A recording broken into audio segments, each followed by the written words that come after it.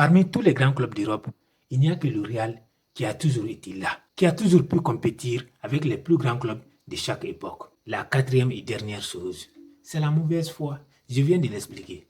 Souvenez-vous, John Jones, l'homme qui n'a jamais été battu à l'UFC.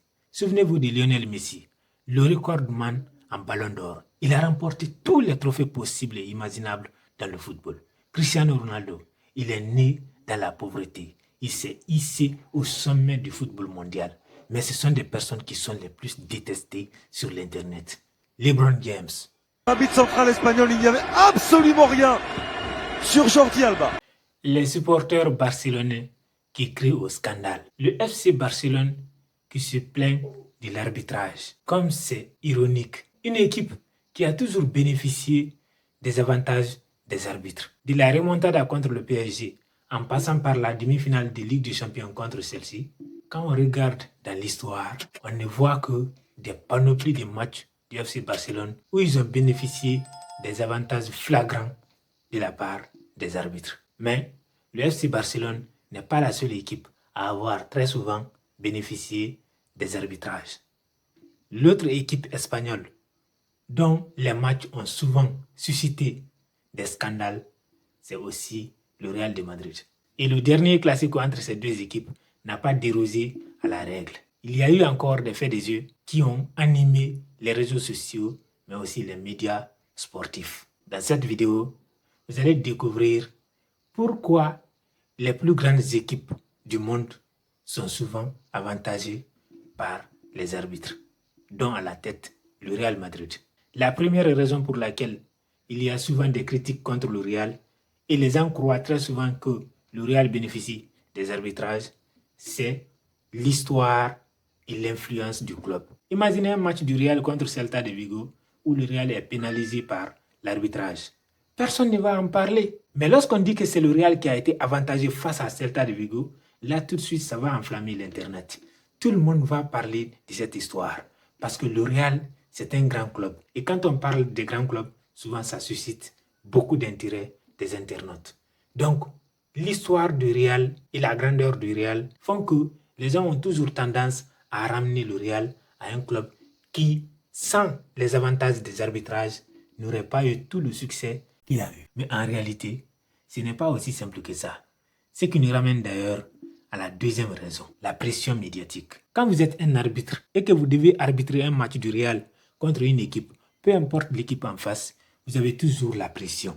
Parce que vous savez que si vous commettez une erreur, vous allez vous faire insulter sur l'internet. Vous allez vous faire harceler. Les médias vont en parler des jours et des jours. Donc c'est votre réputation qui va en prendre un coup. Ce qui fait que, quelque part, les arbitres, quand ils sont dans des matchs où il y a le Real en face, ils ont souvent du mal à prendre des décisions litigieuses contre le Real Madrid. Mais le Real n'est pas la seule grande équipe qui est souvent dans ce genre de situation. Ça arrive souvent aussi dans les matchs de FC Barcelone. Seulement cette fois, ce n'était pas à leur avantage. Sinon, on se souvient tous du Classico où Gareth Bale a marqué de la tête et l'arbitre a sifflé. Je ne me souviens plus si c'était un hors-jeu ou alors une faute. Et on se souvient aussi du carton rouge de Cristiano Ronaldo, dont le premier carton jaune était survenu parce qu'il avait provoqué un penalty, mais l'arbitre a sifflé plutôt une simulation et on lui avait donné un carton jaune. Donc, il y a toujours eu des faits de jeu, des scandales dans des classicos. Mais cette fois, c'était contre le FC Barcelone. Et quand c'est contre le Real ou contre le FC Barcelone, ça fait toujours grand bruit sur l'Internet. La troisième raison, bien sûr, c'est les réseaux sociaux, les supporters. En tant que supporter, on n'a pas envie de voir son équipe perdre. En tant que supporter, on veut toujours jeter la première pierre sur l'autre.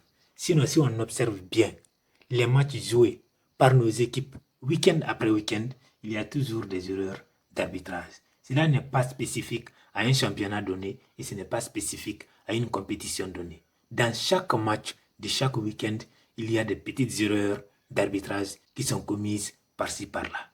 Mais les gens n'en parlent que quand ça se passe dans un match du Real ou dans un match du Barça. Et j'en ai déjà parlé. La raison principale, c'est parce que ça vend. Ça se vend de parler du Real. Ça se vend beaucoup de parler du FC Barcelone, de parler de Lionel Messi et de parler de Cristiano Ronaldo.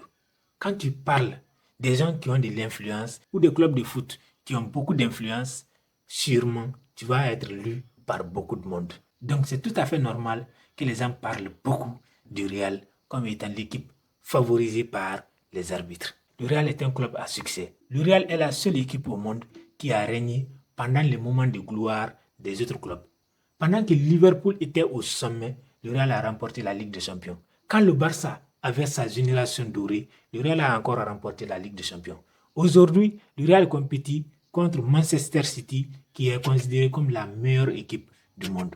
Le Real est en train de remporter la Ligue des Champions au nez de Manchester City. Quand Manchester United avait la meilleure équipe d'Europe, le Real a encore remporté la Ligue des Champions. Le Real n'a jamais disparu dans l'histoire. Le Real n'a jamais baissé de niveau. Le Real est toujours resté au sommet. Parmi tous les grands clubs d'Europe, il n'y a que le Real qui a toujours été là, qui a toujours pu compétir avec les plus grands clubs de chaque époque. Du Bayern Munich à l'AC Milan, le Real a toujours compéti avec les meilleurs des meilleurs. Ce qui n'est pas le cas souvent des autres équipes de l'Europe. Le Bayern, parfois, peut baisser des régimes. L'AC Milan a disparu. Le FC Barcelone peut avoir des moments de disette. Mais le Real, non. C'est tout à fait normal donc que les gens assimilent cela soit à de la chance ou alors à de la tricherie. La quatrième et dernière chose, c'est la mauvaise foi. Je viens de l'expliquer.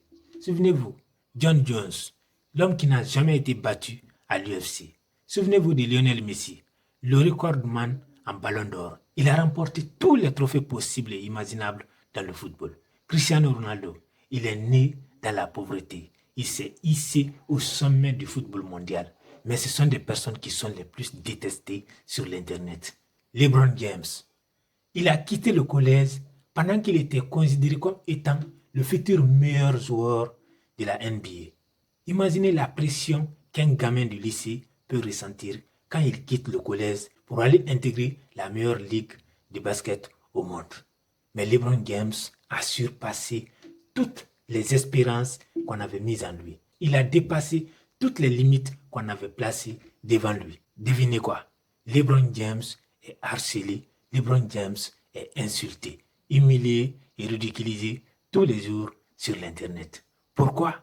Parce que les gens ont horreur de la réussite. Les gens ont horreur de la grandeur. La plupart des gens sont des losers. Ils n'ont jamais appris à gagner. Ils n'ont jamais goûté à la victoire. Ils n'ont jamais connu le succès.